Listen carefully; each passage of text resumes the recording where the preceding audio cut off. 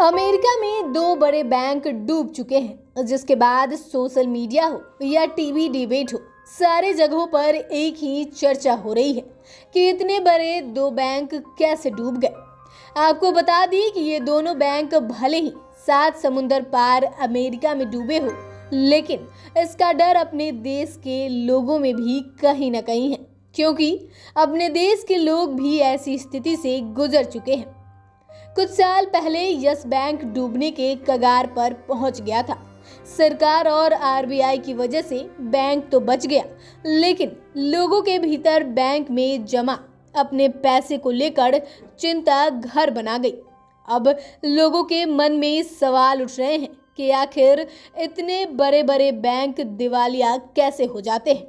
Bank के डूबने का मतलब क्या होता है? रातों रात बैंक के बंद होने की नौबत कैसे आ जाती है? अगर जीवन भर की जमा पूंजी हम जिस बैंक में रखे हो और वो बैंक ही डूब जाए, तो उनके खाते में पड़े पैसों का क्या होगा? इन्हीं सारे सवालों का जवाब आपको हम इस वीडियो में देने जा रहे हैं। अगर किसी बैंक के पास अपने दायित्व के भुगतान के लिए पैसा नहीं बचा है या दिवालिया हो गया है, तो इसे बैंक का डूबना कहा जाता है।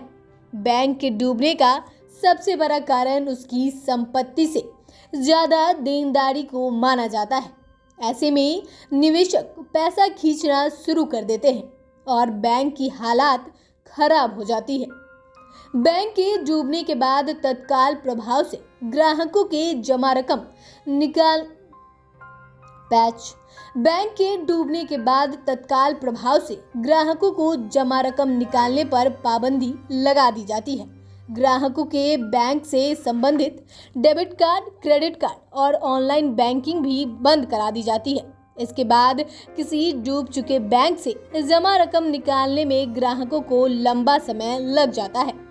आपको बता दें कि किसी बैंक के डूबने की स्थिति में बैंक रेगुलेटर दिवालिया बैंक को बंद करने का फैसला लेता है। इस फैसले को बैंक फेल्योर कहा जाता है। दरअसल किसी भी देश की करेंसी कंट्रोलर के पास राष्ट्रीय बैंक को बंद करने का अधिकार होता है। अगर कोई बैंक अपने जमाकर्ताओं और अन्य लोगों के प्रति अपने दायित्व को पूरा नहीं कर पाता है, तो ऐसी स्थिति में करेंसी कंट्रोलर के पास उसे बंद करने का अधिकार होता है। वहीं बैंक डूबने के बाद ग्राहकों को उनके जमा पैसे मिलने को लेकर बता दें कि अगर कोई बैंक बंद हो जाता है, तो उसके ग्राहकों की न्यूनतम जमा राशि बीमित रहती है। केंद्र सरकार ने इसके लिए विशेष प्रावधान किया है। केंद्र सरकार ने deposit insurance and credit guarantee corporation कानून के तहत डूबने वाले बैंक के ग्राहकों की 5 लाख रुपए तक की जमा राशि सुरक्षित की है। भले ही आपका जमा अमाउंट कितना ही क्यों ना हो, लेकिन बैंक के डूबने पर आपको 5 लाख से ज्यादा की रकम नहीं मिल सकती है।